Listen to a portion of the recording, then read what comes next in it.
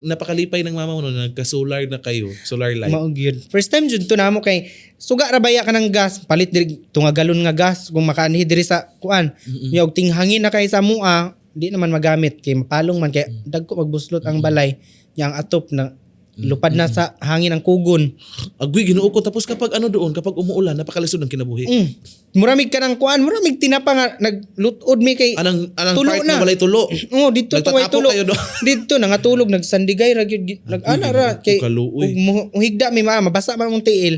Nagsandig ra mi ana. Oh, pagka ugma tabunan ra din tong Tabunan na kuan pod. ako, tabunan og pamuniton tong atop nga nangatangtang. Ibalik na pagtaon. Balik og taod. Wala luuya sa kinabuhi Rick no. At least karon ni Rick maningkamot jud ka diri no kay kahit napaka simple lang talaga ng mga butang na dinadala nyo doon sa inyong mama like yung solar light, 'di ba? Hindi man yan gaano kamahal. Pero yung makikitaan mo talaga sa reaction niya na napakalipay niya talaga na na-experience sa yung mga ganun.